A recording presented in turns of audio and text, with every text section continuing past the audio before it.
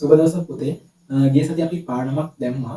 පළවෙනි පාඩම පටන් ගත්තා බෞද්ධ ශිෂ්ටාචාරය. ඒකෝට පළවෙනි පාඩම අපි කතා කරා ප්‍රාග් බෞද්ධ ಭಾರತයේ සමාජ පසුබිම කතා කරනකොට අපි කතා කරා යුග හතර පිළිබඳව අපි කතා කරා. ඊට පස්සේ පුතේ අපි ක්‍රමයෙන් කතා කරගෙන ආවා බමුණු ආධිපත්‍ය තුල අපි කතා කරගෙන ආව සංකල්ප කිහිපයක්. බ්‍රාහ්මණයන්ගේ ආධිපත්‍ය කතා කරා. ඊට පස්සේ පුතේ අපි නිර්මාණවාදයේ කතා කරා. ඊට පස්සේ අපි කතා කරා වර්ණ ධර්ම සංකල්පය කතා කරා. අද පුතේ කතා කරන්න තියෙන්නේ ස්වධර්ම සංකල්පය. අද මාතෘකාව තමයි ස්වධර්ම සංකල්පය.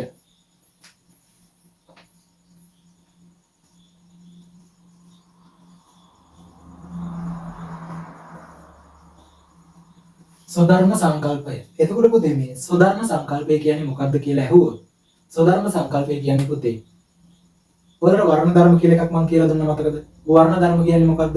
බමුණන් විසින් සමාජය කොටස් හතරකට බෙදුවානේ. ඒ මොකද්ද පළවෙනි කොටස? පළවෙනි කොටස තමයි පුතේ බ්‍රාහ්මණී. දෙවෙනි කොටස තමයි ශාස්ත්‍රීය. තුන්වෙනි කොටස තමයි වෛශ්‍යයන්. හතරවෙනි කොටස තමයි පුතේ ශූද්‍රයන්. එතකොට පුතේ මේ බමුණන් විසින් සමාජය මනුෂ්‍ය සමාජය කොටස් හතරකට බෙදලා එයාලට පුතේ කළ යුතු කාර්යයක් පැවරුවා. නැත්නම් වැඩ කොටසක් පැවරුවා එයාලට. ඒ වැඩ කොටස තමයි පුතේ ස්වධර්මය කියලා කියන්නේ.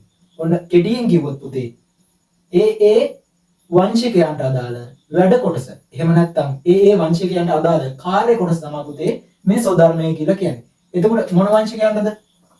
බ්‍රාහ්මණ වංශිකයන් හිටියා. ශාස්ත්‍රීය වංශිකයන් හිටියා.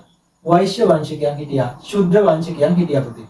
මෙන්න මේ කියපු වංශිකයන් හතර නමට පැවරිච්ච කාර්යයන් තමයි පුතේ ස්වධර්ම සංකල්පය තුලින් වැඩි දුරට ඉදිරියට ගෙනගෙන යන්නේ. එතකොට පුතේ මේ ස්වධර්ම සංකල්පය තුල පුතේ පළවෙනි කොටාසිය තමයි මේ බලය තහවුරු කරගත්ත පළවෙනි කොටාසිය තමයි පුතේ බ්‍රාහ්මණයින්. දෙවෙනි කොටාසිය තමයි පුතේ ශාස්ත්‍රීයයන්. තුන්වෙනි කොටාසිය තමයි පුතේ වෛශ්‍යයන්. හතර තමයි පුතේ ශූද්‍රයන්. එතකොට පුතේ මේ කොටාස හතරෙන් සමාජය තුළ විශාල වරප්‍රසාද ප්‍රමාණයක් හිමි කරගෙන තිබ්බේ මෙන්න මේ කණ්ඩායම. හරිද?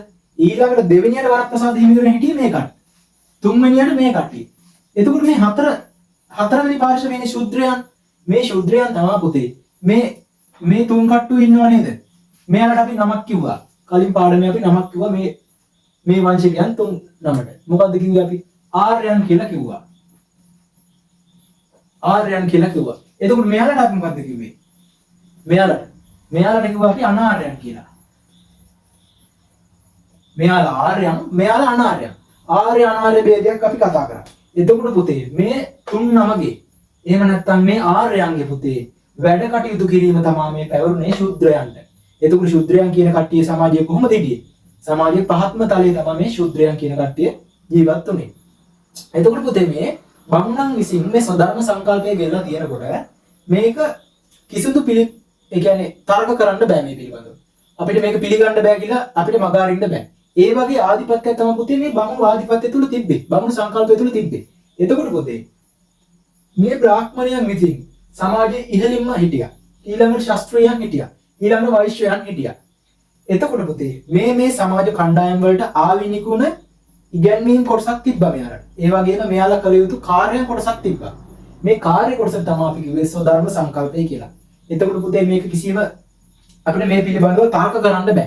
එතකොට මේක පිළිබඳව මේක ඒකත්වයක් වගේ විදිහට අපි අනුගමනය කරන්න ඕනේ. දැන් අපිට පැවරෙන කාර්යය දැන් අපි බ්‍රාහ්මණ සමාජයේ නම් අපි දැන් බමුණෝ නම් අපිට පැවරෙන කාර්ය කොටසක් තියෙනවා. ඒ කොටස බමුණු සමාජය තුලම ක්‍රියාත්මක කරන්න ඕනේ.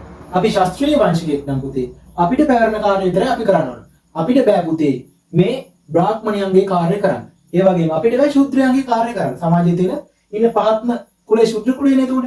ඒ ශූද්‍රයන්ගේ කාර්ය කරන්නත් බෑ අපිට. අපිට පැවරුණු කාර්ය විතරයි පුතේ එතකොට අපි එතනින් ඉඳන් කරන්න ඕනේ.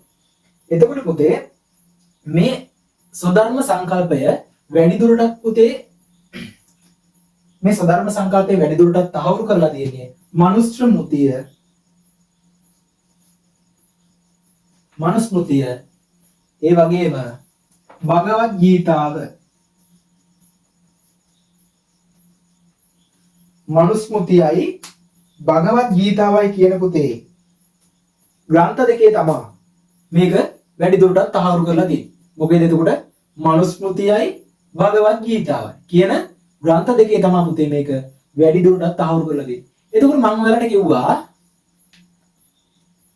සෝධර්ම සංකල්පය මේ කිව්වේ සෝධර්ම සංකල්පය. සෝධර්ම සංකල්පය තහවුරු කරලා තියෙන්නේ මොන දෙකේද මොන ග්‍රන්ථ දෙකේද කිව්වේ?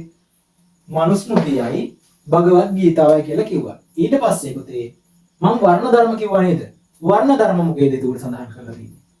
වර්ණ ධර්ම. ගිය සතියේ මම කිව්වා. වර්ණ ධර්ම මොකේද සඳහන් කරලා තියෙන්නේ? වර්ණ ධර්ම මොකේද? මම ගිය සතියේ කිව්වා පුතේ වර්ණ ධර්ම අර වේද ග්‍රන්ථ වගේක් තිබ්බා කියලා කිව්වා නේද? මතකද? ඒ වේද ග්‍රන්ථවල පළවෙනි වේදයේ ඍග් වේදයේ 10 වන මණ්ඩලයේ 90 වන පුරුෂ සුක්තේ තියෙනවා කියලා කිව්වා නේද? එතකොට පුතේ වර්ණ ධර්මවල තියෙන්නේ ඍග් වේදයේ. හරිද? ඒක හොඳට මතක තියාගන්න. සෝධර්ම සංකල්පයේ තියෙන්නේ මේ මනුස්මෘතියේ භගවත් ගීතාව. ඔයාලට සමහර විට MCQ එහෙම එන්න පුළුවන්. ඊට අමතරව පුතේ තව දෙයක්. ඔයාලට පේපර් එකේ පළවෙනි කොටසේ පළවෙනි ප්‍රශ්නය හැටියට මෙන්න මේ සෝධර්ම සංකල්පය එන්න පුළුවන් බොහෝ විට. එතකොට පුතේ අපි මුලින්ම කතා කරා මේ සෝධර්ම සංකල්පය ඉස්සෙල්ලාම තියෙන්නේ බ්‍රාහ්මණ වංශිකයන් කියලා. බ්‍රාහ්මණ වංශිකයන්ට අවුරුණු කාර්යයන් තමයි මේ බෝඩ් එකේ දාලා තියෙන්නේ. ශ්ලෝකයේ තමයි පුතේ දාලා තියෙන්නේ මනුස්මෘතියේ 88 වන ශ්ලෝකය. එතකොට බලන්න පුතේ මනුස්මෘතියේ තියෙන 88 වන ශ්ලෝකය අධ්‍යාපන මාත්‍යන යජනං යාජනං තත දාන ප්‍රතිගානං චෛව බ්‍රාහ්මනාන කල්පයත්. එහෙම තමයි තියෙන්නේ. එතකොට පුතේ මෙයාලට පැවරුණු කාර්යය ක්‍රමයෙන් ගත්තොත් පුතේ සමාජයේ මම ඉස්සෙල්ලා කිව්වා සමාජයේ තියෙන ඉහළම කාර්යය තමයි මෙයාලට පැවරුණා කියන්නේ. එතකොට පුතේ පළවෙනි කාර්යය තමයි පුතේ ඉගෙනීම. මෙයාලට ඉගෙනීම තිබ්බා. ඊට පස්සේ ඉගැන්වීම. සමාජයේ තියෙන ඉහළම කාර්යනේ ඉගෙන ගන්න පුළුවන් පුතේ හැම කෙනාටම. ඒ වුණාට මෙතන පුතේ සමාජයේ ආර්ය වංශිකයන් විතරයි මේ ඉගෙනීම කියන කාර්යය තිබ්බේ. ඉගැන්වීම තිබ්බේ හැබැයි මේ පුතේ බමුණන්ට විතරයි. ඒක විශේෂයි. ඉගෙනීම ඉගැන්වීම. ඊළඟ පුතේ යාග කිරීම මේ තියෙන්නේ යජනං යාජනං තත යජනය සහ යාජන යාග කිරීම සහ යාග කරවීම.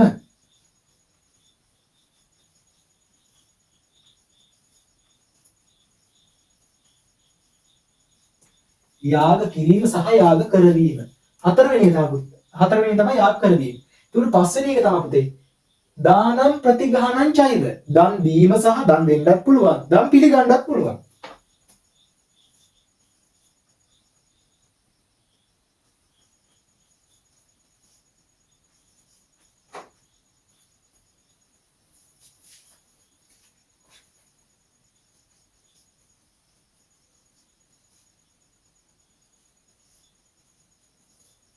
ඊළඟ පුතේ තව එකක් තිබ්බා මෙයාලට. තවත් පැවරුණු කාර්යයක් තමයි රජවරුන්ට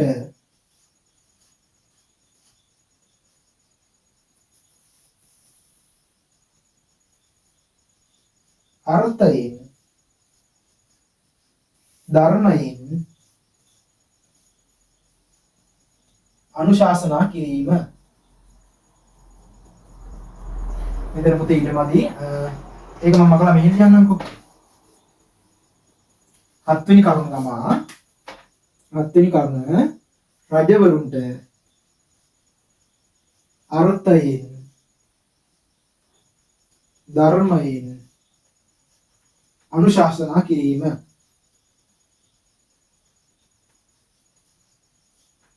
ඔන්න ඔච්චරයි පුතේ කාර්යය. එතකොට පුතේ වැඩි හරියක් දැන් අපිට MCQ ආවොත් හරි මේ ටික තමයි මෙයාලගේ උඩ බමුණන්ගේ පුතේ කාර්ය ටික. බමුණන්ගේ සෝධර්මයේ මේ ටික. එතකොට පුතේ අපිට MCQ එන්න ඉඩ තියෙනවා. එහෙම නැත්නම් අපිට මම අර කිව්වනේ පළවෙනි කොටසට ලියන්නේ මේ එන්න ඉඩ තියෙනවා කියලා. එතකොට පුතේ පළවෙනි කොටස ලියන්න ආවල් ඔයාලට ප්‍රධාන 6 තමයි පුතේ මෙන්න මේ 6. මේ 6 තමයි පුතේ ප්‍රධාන 6. ඊට අමතරව මේකත් මතක තියාගන්න. මේකත් ලිව්වට වැරදි නෑ පුතේ. මේකත් මේ රජවරුන්ට අනුශාසනා කිරීම අර්ථයෙන් ධර්මයෙන් ඔන්නවා කියන කාරණා කිරීම පුතේ බමුණන්ගේ වක්කීමක් වෙලා තිබ්බා. මේ බමුණු ආධිපත්‍ය තුල ප්‍රාක් බෞද්ධ ಭಾರತೀය යුගයේ මේ බමුණු සංකල්පය තුල රජවරුන්ට අනුශාසනා කිරීම බමුණන්ගේ කාර්යයක් වෙලා තිබ්බා. ඊළඟට අපි කතා කරමු බ්‍රාහ්මණයන්ගේ අපි කතා කරන්නේ. ඊළඟට අපි කතා කරන්නේ ශාස්ත්‍රීය වංශිකයන්. මම ශාස්ත්‍රීය වංශිකයන් එකක් ලියන්න. ඒක බලාගෙන ඒකත් ලියලා මේ විදිහට මේ කාර්ය ටික ලියන්න පුතේ. මේවා හොඳට පාඩම් කරගන්න. හරි පුතේ. එතකොට ශාස්ත්‍රීය වංශිකයන්ට ආයත් කාර්ය පැවරුනේ පුතේ කාර්ය ප්‍රධාන කාර්ය 4ක් තිබ්බා පුතේ. එතකොට මේක අය ශ්ලෝකයේ මොකෙද තියෙන්නේ? ඒකත් මනුස්මෘතියේ 89 වන ශ්ලෝකය. එතකොට පුතේ මේ බමුණන්ට අයත් කාර්ය තිබ්බේ ඒකත් මනුස්මෘතියේ 88 වන ශ්ලෝකය. මේක 89 වන ශ්ලෝකය.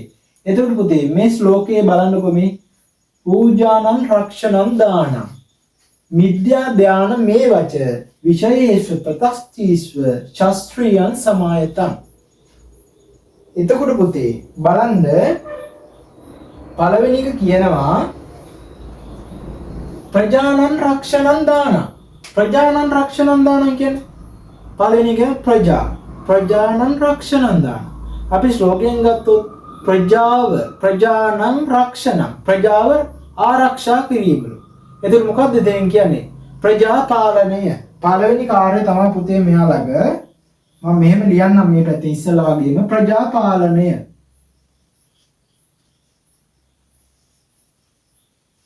ප්‍රජා පාලනය.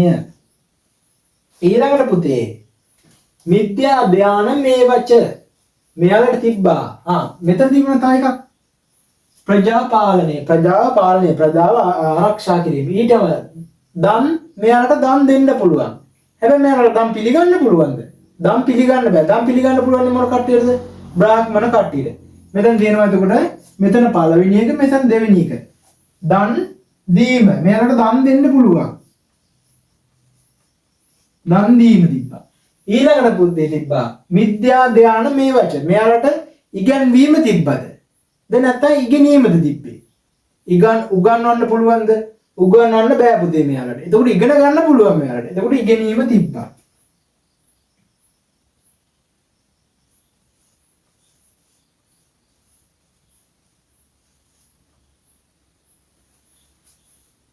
එතකොට පුතේ ඉගෙනීම තිබ්බා. ඊළඟ මොකක්ද තිබ්බේ මෙයාලට? යාග කරන්න පුළුවන් වුණාද මෙයාලට? යාග කරවීමද? නැත්නම් යාග කිරීමද? ඔය දෙක පටලවා ගන්න එපා. මෙයාලට පුළුවන් පුතේ යාග කිරීම. යාග කරන්න පුළුවන්. යාග කරවීම කරන්න බෑ. යාග කරවීම කරන්න පුළුවන් කාටද? යාග කිරීම සහ යාග කරවීම. මේ දෙකම කරන්න පුළුවන් උනේ කාටද? බ්‍රාහ්මණීට. හැබැයි මෙයාලට කරන්න පුළුවන් උනේ මොකද්ද? යාග කිරීම විතරයි.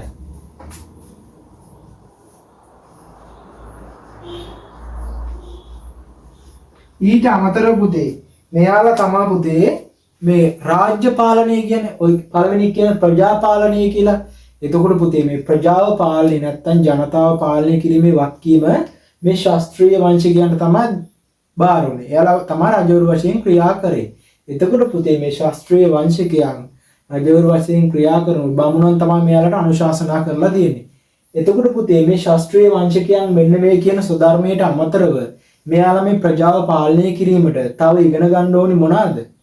කඩු ශිල්ප, දුනු ශිල්ප, ඔන්න ඔය කියන ශිල්ප කර්මාන්තය නැත්නම් ශිල්ප කලාව එයාලා ඉගෙන ගන්න ඕනේ. ඒකත් පුතේ මේ ස්වධර්ම සංකල්පයට අපිට පේපරේ පළවෙනි කොටසේ ප්‍රශ්නයක් ආවා කියමුකෝ මේ ස්වධර්මයේ ලියන්න කියලා. එතකොට පුතේ මෙන්න මේ ටික නම් කරලා මේ ශ්ලෝකයක් ලියනවා නම් හොඳයි. මේ ශ්ලෝකය ලියලා මේ ටිකත් නම් කරලා ඔයාලා යටින් ලියන්න ඕන ප්‍රජා පාලනයට මේ ශාස්ත්‍රීය වංශිකයන් ප්‍රජා පාලනය කිරීම සඳහා කඩු ශිල්ප දුනු ශිල්ප කියන ශිල්ප කර්මාන්තය ඉගෙනගෙන සිටීම ශිල්ප කලාව ඉගෙනගෙන සිටීම වැදගත් කියලා එහෙම ලිව්වාම ලකුණු සම්පූර්ණම ගන්න හම්බ වෙනවා. එතකොට පුතේ මෙයාලා මොනවද මම මේක පස්වෙනි කරුණු විදියට දාන්නම්. මොකක්ද එතකොට කඩු ශිල්ප දුනු ශිල්ප හස්ත ශිල්ප ඔන්න ඔය කියන ශිල්ප කලාව පුතේ කඩු දුනු කෙටියෙන් දැම්මා කඩු දුනු ශිල්ප කඩු ශිල්ප දුනු ශිල්ප හස්ත ඔන්න ඔය කියන ශිල්ප කලාව පුතේ ඉගෙනගෙන තිබීම මේ ශාස්ත්‍රීය වංශිකයන්ට වැදගත් වුණා. ඒ මොකටද කියලා කිව්වොත් මොනවාටද ඒ වැදගත් උනේ? මේ ප්‍රජාව පාලනය කිරීම කියන කටයුත්තට තමයි පුතේ වැදගත් උනේ. ඊළඟට පුතේ අපිට කතා කරන්න තියෙන්නේ වෛශ්‍ය වංශිකයන්ට පැවරුණු කාර්ය. එතකොට පුතේ බලන්න බ්‍රාහ්මණ වංශිකයන්ට වෙනම කාර්යයක්. ශාස්ත්‍රීය වංශිකයන්ට වෙනම කාර්යයක්. ඊළඟට බලමු වෛශ්‍ය වංශිකයන්ට කාර්ය මොනවද කියලා. හැබැයි මේ ඔක්කොටම කාර්යයන් සමහර කාර්යයන් තිබ්බ පොදු කාර්යයන්. මේ වර්ග තුනටම පොදු කාර්යයන් තිබ්බා. ඒ කියන්නේ ආර්ය වර්ග තුනටම පොදු කාර්ය තිබ්බා. හැබැයි අනාර්ය වූ ශුද්‍රයන්ට මේ කාර්ය එකක්වත් තිබෙන්නේ නැහැ පුතේ. ඔන්න පුතේ එතකොට මේ කතා කරන් තියන්නේ ශාස්ත්‍රීය වංශිකයන් ගැන. මේ වෛශ්‍ය වංශිකයන්. අපි දැන් කතා කරා බ්‍රාහ්මණයන්ගේ කතා කරා. ඊට පස්සේ ශාස්ත්‍රීය වංශිකයන් කතා කරා. තුන්වෙනි පාර්ශ්වය තමයි වෛශ්‍ය වංශිකයන්. වෛශ්‍යයන්. එතකොට මේ වෛශ්‍ය වංශිකයන්ට අයත් සෝධර්මයේ අඩංගු වන්නේ මනුස්මෘතියේ 90 වන ශ්ලෝකයේ තමයි තියෙන්නේ. බලන්න මේ ශ්ලෝකයේ තියෙන එක පශූනං රක්ෂණං දානං මිත්‍යා ධානමේ වච වණික්පතං කුසීදාංච වෛශ්‍ය කෘෂිමේ වච. බලන්න පශූනං රක්ෂණං දානං මිත්‍යා ධානමේ වච වණික්පතං කුසීදාංච වෛශ්‍ය කෘෂිමේ වච. එතකොට බලන්න පුතේ පළවෙනි මෙයාලට පැවරුණු පළවෙනි කාර්ය තමයි. මෙයාලට පුතේ බලන්න මෙයාලට කාර්ය ගොඩක් පැවරුණා. දැන් බ්‍රාහ්මණයින්ට නම් කාර්ය 6යි. ඊට අමතරව රජවරුන්ට අර්ථයෙන් ධර්මයෙන් කාමෝක්ෂ ඕන සංග්‍රහ කිරීම පැවරුණා. ඊට අමතරව අපි ශාස්ත්‍රීය වංශිකයන් නම් ප්‍රධාන කාර්ය 4යි. එයාලා දුනු ශිල්ප කළු ශිල්ප ඔන්නෝවා ඉගෙන ගන්න ඕනේ කියලා කිව්වා. දැන් මෙයාලට තියෙනවා පුතේ කාර්ය 7ක් තියෙනවා කාර්ය. මෙයාලට තමයි කාර්ය ගොඩක්ම තියෙන කට්ටිය. පළවෙනි කාර්ය තමයි පුතේ මෙයාලට තියෙන බලන්න පශූනං රක්ෂණ. පශූනං රක්ෂණ කියන්නේ පුතේ මොකද්ද? සත්ත්ව පාලනය. පශූනං රක්ෂණ. පළවෙනි කාර්ය තමයි පුතේ සත්ත්ව පාලනය.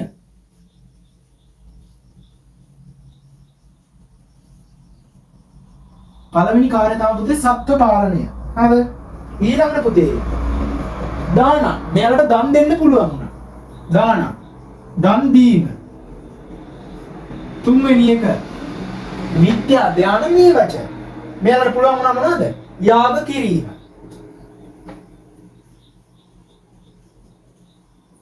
යාග කිරීම. ඊළඟට පුතේ මෙයාලට පුළුවන් වුණා මොකක්ද ඊළඟට? ඉගෙනීම.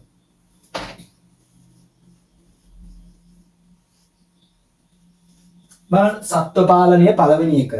දැන් ශාස්ත්‍රීයයන් නම් පළවෙනි එක මොකද්ද? ප්‍රජා පාලනය. එතකොට මේ වෛශ්‍යයන්ගේ පළවෙනි කාර්යය මොකද්ද? සත්ත්ව පාලනය. පශූනං රක්ෂණං දාන. ඒ කියන්නේ සත්ත්ව පාලනය. එතකොට ඊළඟට පුතේ දන් දීම පුළුවන් වුණා මෙයාලට. යාග කිරීම පුළුවන් වුණා. ඉගෙනීම පුළුවන් වුණා. ඊළඟට පුතේ මේ විදිහට වණික්පතං. වණික් කියන්නේ මොකද? වණිජ්ජා කියලා අපි අහලා තියෙනවා. වණිජ්ජා කියන්නේ වෙළඳාම්. වණික්. වෙළඳාම් කිරීම පුළුවන් වුණා පුතේ මෙයාලට. වෙළඳාම්.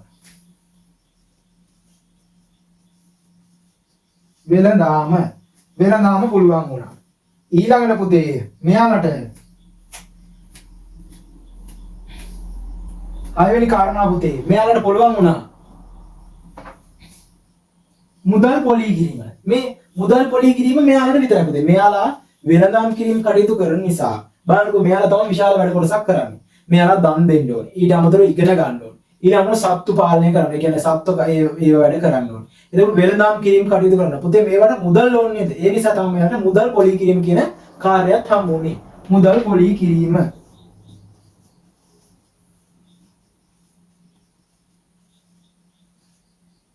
ඊළඟට පුතේ මෙයාලට පැවරිච්ච විශේෂ කාර්ය තමයි කෘෂි කර්මාන්තය. හත්වෙනි කාර්ය තමයි පුතේ කෘෂි කර්මාන්තය.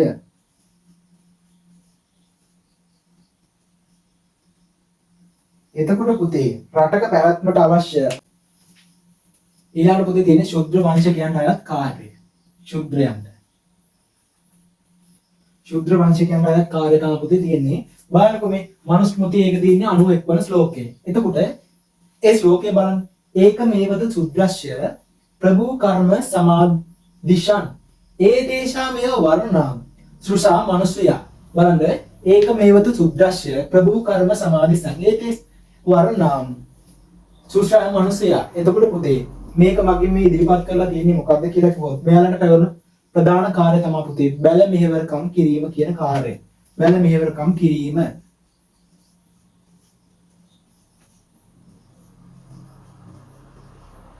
ඔන්න ඔය කියන කාර්ය තමයි පුතේ මෙයාලට පැවරුණු කාර්යය. ඒ කාටද කියලා කිව්වොත් පුතේ මෙයාලට පැවරුණු මේ බැල මෙහෙවරකම් කිරීම කියන කාර්යය පැවරුණු වංශිකයන් 3 නමක් හිටියා. පළවෙනි එක තමයි පුතේ බ්‍රාහ්මණීන්. දෙවෙනි එක තමයි පුතේ ශාස්ත්‍රීයයන්. තුන්වෙනි එක තමයි පුතේ වෛශ්‍යයන්. මෙන්න මේ කියන වංශිකයන් 3 නමට පුතේ බැල මෙහෙවරකම් කිරීම තමයි මේ ශුද්‍ර වර්ණයේ පැවරුණු කාර්යය. එතකොට පුතේ බලන්නකෝ මේ ශුද්‍ර වර්ණයේ ශුද්‍ර වංශිකයන් සමාජයේ පහත්ම කට්ටිය ලෙස තමයි ඒ කාර්යය සලකලා තියෙන්නේ. එතකොට එයාලට සමාජයේ තියෙන පහත්ම මට්ටමේ බැල මෙහෙවරකම් කිරීම තමයි පුතේ සමාජය තුල පවර්ලා තිබ්බේ. මෙයාලට මේ හොඳ ආහාර පාන කන්න තිබ්බේ නැහැ. ඉඳුල් තමයි මෙයාලා මේ කාලා ඒ කියන්නේ කුඩා දරුවෙක් වුණත් එයාට දැන් ඉගෙන ගන්න ආසාවක් තිබ්බට එයාට ඉගෙන ගන්න බෑ. ඇයි? මේ සමාජ කාර්යයන් විසින් එයාට ඉගෙන ගන්න ඕන වරප්‍රසාදය ලබා දීලා තියෙනවද පුතේ? නෑ. පොඩි ළමයෙක් වුණත් කුඩා දරුවෙක් වුණත් එයා බැල මෙහෙවරකම් කිරීම කියන කාර්යය තමයි මෙයාට පවර්ලා දීලා තියෙන්නේ. එතකොට පුතේ මේ හිතලා බැලුවොත් මේක එතකොට මේ සමාජ ආධිපත්‍ය තුළ මේ බමුණන් විසින් ඇති කරලා තියෙන මේ සංකල්පය හොඳ සංකල්පයක්ද? එතකොට දැන් අපිට හැම මේ කියන්නේ කැමති දේ අපිට කරන්න පුළුවන්. අපිට කැමති දේ කරන්න බෑ. එතකොට මේ සමාජය තුළ මේක ඒකත්වයක් තහවුරු කිරීම නැත්නම් බමුණන්ගේ ඒකාධිකාරය තවත් බලය තවත් වැඩි කර ගැනීමට තමයි පුතේ මේක මෙන්න මේ කියන කාර්ය මෙයාලා මේ ඇති කරලා තියෙන්නේ. එතකොට බලන්න මේ සෝධර්ම සංකල්පය තුළ පුතේ බ්‍රාහ්මණ වංශිකයන්ට සමාජයේ විශාල බලයක් තිබ්බා. ඊළඟට ශාස්ත්‍රීය වංශිකයන් රාජ්‍ය පාලනයේ පැත්තෙන් විශාල බලයක් තිබ්බා. ඊළඟට බලන්නකෝ වෛශ්‍ය වංශිකයන් එයාලට කෘෂි කර්මාන්තයේ පැත්තෙන් තිබ්බා. ඊළඟට සත්ත්ව පාලනයේ පැත්තෙන් තිබ්බා. ඊළඟට වෙළඳාම් පැත්තෙන් මුදල් පැත්තෙන් ඒ පැත්තෙනුත් තිබ්බා. ශුද්‍රයන්ට පුතේ මොනවද තිබ්බේ? ශුද්‍රයන්ට මොකුත් තිබ්බේ නෑ. අර ඉන්න ඉහළ කුලවන්තුන්ට බැල මෙහෙවරකම් කිරීම තමයි පුතේ තිබ්බේ. එතකොට බලන්න පුතේ මේක සමාජයේ කිසිම ඒ කියන්නේ මේක සමාජයේ අපිට මේක මට කරන්න බෑ කියලා මේක මගහරින්න බෑ. එතකොට මේක ප්‍රතික්ෂේප කරන්න බැරි වෙච්ච කාර්යයක් වුණා. ඒ වගේම මේක දේව නියමයක් කියලා පිළිගන්න මේ සමාජය පිළිගන්න ඕන මතයක් වුණා. ඒ විදිහට තමයි පුතේ මේ බ්‍රාහ්මණයන් මේ ආධිපත්‍ය තහවුරු කරලා තිබ්බේ.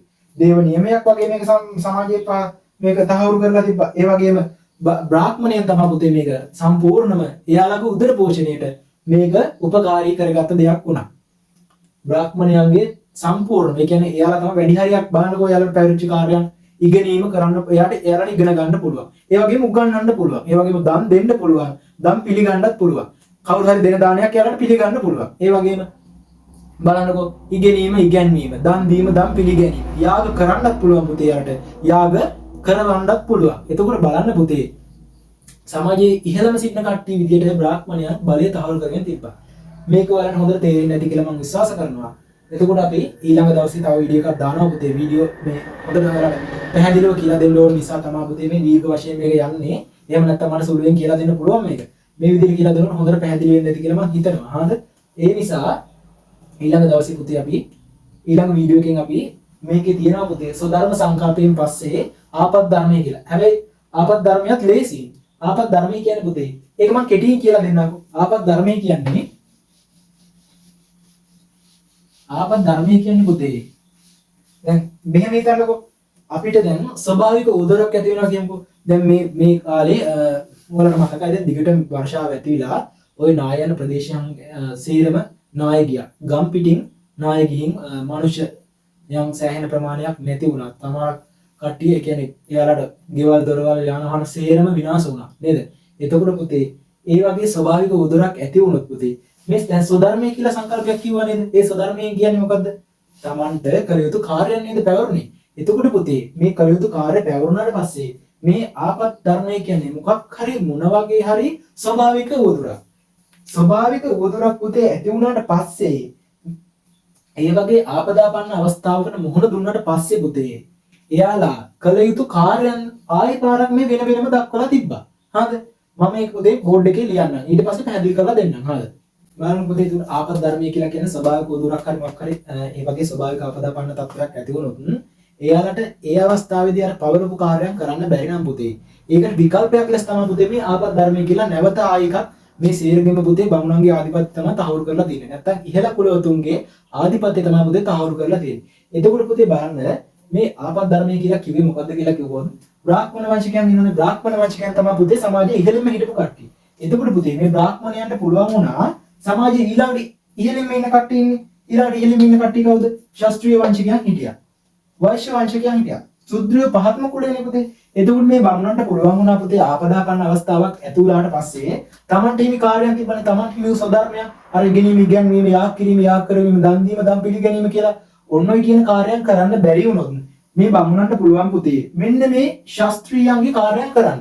ශාස්ත්‍රීයම රාජ්‍ය පාලනය කිරීම දන් දීම ඉගෙනීම ඔන්න ඔය කියන කාර්ය යාග කිරීම මෙන්න මේ කියන කාර්ය පුතේ කරන්න හැකියාව තිබ්බා බ්‍රාහ්මණයින්ට. හරිද? ඊට අමතරව පුතේ මේ බ්‍රාහ්මණයින්ට ආයෙ හැකි වුණා මේ වෛශ්‍ය කියන වර්ණයේ කාර්ය කරන්න.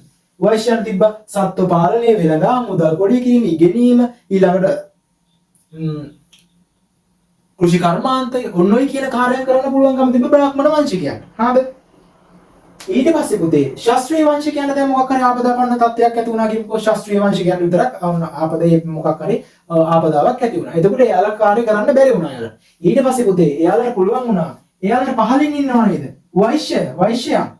එයාලට පහලින් ඉන්නව වෛශ්‍යයන්. වෛශ්‍යයන්ට මොනවද පුතේ කරන්නේ? කෘෂි කර්මාන්තයේ මුදල් පොරී කිරීම, ඉගෙනීම, දන් දීම, යාග කරවීම, නැත්නම් යාග කිරීම, ඊළඟට සත්ත්ව පාලනය, ඔන්නෝයි කියන කාර්යයන් හතක් අවුරුණානේ.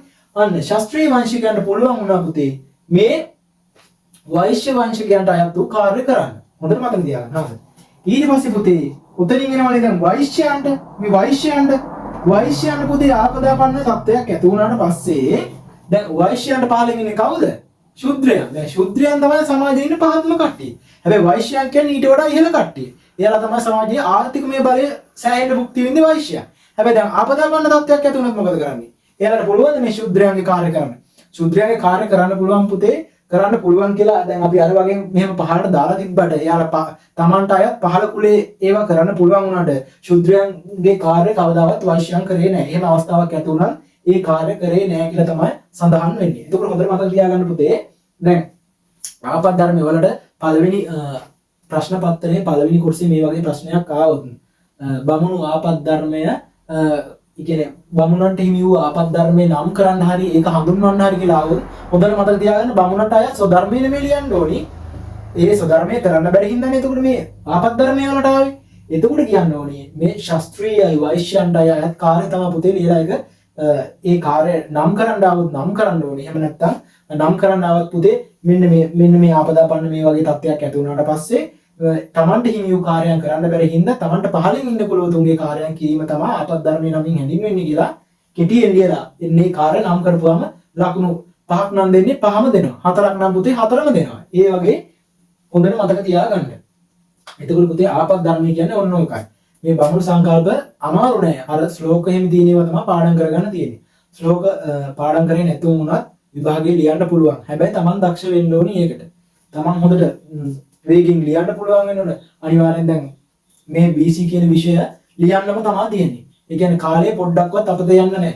BC කියන විෂය පුතේ ලියන්නම තමයි ඕනේ. පේපර් එකෙමි ගොඩක්ම කරන්න ඕනේ. MCQ එහෙම හොඳටම තියෙන්න ඕනේ. ඒ වගේම පුතේ ලියන පේපරේ ටයිම් එකට හරියට ලියන්න ඕනේ. ඔයාලා විභාගයට යනවා අඩුම තරමේ පේපර් 25ක් 30ක්වත් ලියලා කියන්නේ ඔයාලට ඒකක් දාගන්න පුළුවන්. එතකොට පුතේ මම මේ 25 30ක් 25 30ට වැඩි ලියන්න ඕනේ. අඩුම තරමේ 25ක්වත් ලියලා ගියා නම් ඔයාලට ඒකක් ගන්න තියෙන සම්භාවිතය වැඩි. එතකොට පුතේ ආපත් ධර්මයේ කියන්නේ බලන්න එතකොට මම කියලා දුන්නා තමන්ට හිමි වූ කාර්ය කියන්නේ ආපදාපන්න තත්ත්වයක් ඇති වුණාට පස්සේ පුතේ තමන්ට හිමි වූ කාර්ය කරන්න බැරි නම් තමන්ට පහලින් ඉන්න කුලවතුන්ගේ කාර්ය කිරීම තමයි ආපත් ධර්මයේ නමින් හැඳින්වෙන්නේ. හොඳට මතක තියාගන්න. එතකොට අපි කතා කරේ පුතේ අද ස්වධර්ම සංකල්පය කතා කරා. ඊට පස්සේ පුතේ අපි ආපත් ධර්ම සංකල්පයත් තුන කතා කරා. ආපත් ධර්මය නම් හරි ලේසි. මට කියලා දෙන්න පුළුවන් අයද හරිම ලේසි. හැබැයි ඔයාලා මෙතන මම ලිව්වේ නෑ දැන් මෙතන මේ ආපත් ධර්මයේ බ්‍රාහ්මණයන්ගේ ආපත් ධර්මයේ කියලා මම ලිව්වේ නෑ පුතේ මම කිව්වා විතරයි. එතකොට මම ඔයාලට ස්වධර්මය කියලා දුන්නා. ඒ ස්වධර්මයේ තියෙන එක තමයි පුතේ පහළ ඒවා තමයි ආපත් ධර්මයට එන්නේ. එතකොට ඔයාලා ඒක නෝට් එකක් ලියා ගන්නවා නම් ඒක සටහන් කරගන්න පුතේ. හරිද? එතකොට පුතේ අද ওই මාතෘකාව දෙක තමයි කරේ. ඊළඟ වීඩියෝ එකකින් අපි කතා කරමු ආශ්‍රම ධර්ම. ඊළඟට පුතේ තියෙනවා උපනයනය කියලා කාර්යයක්. එතකොට කාන්තාව ගැන අපිට කතා කරන්න තියෙනවා බමුණු ආධිපත්‍ය තුල කාන්තාවගේ තත්ත්වය. එතකොට වේද සාහිත්‍යයක් තියෙනවා. ඔන්න වගේ කියන කාර්යයන් තව ඉස්සරහට කතා කරන්න තියෙනවා. එහෙනම් පුතේ අදට නතර කරනවා. අදට මෙතෙන් නතර කරනවා. එතකොට අද පුතේ කතා කරේ අපි වර්ණ ධර්මයි නෙමෙයි ස්වධර්මයි ආපත් ධර්මයි කියන සංකල්පය තමයි උඩ අද කතා කරේ. හොඳින් මැට්‍රික් කරගෙන යන්න එහෙනම් පුතේ හොඳට පාඩම් කරන්න හැම දිනකටම එකක් ගන්න පුළුවන් කියලා මම විශ්වාස කරනවා. ඒ අධිෂ්ඨානය තමයි මේ අලුත්ම වැඩසටහන පටන් ගත්තේ. එහෙනම් ඊළඟ වීඩියෝ එකකින් අපි හමු වෙමු. එහෙනම් හැම දිනකටම නිර්වාණ සරණයි.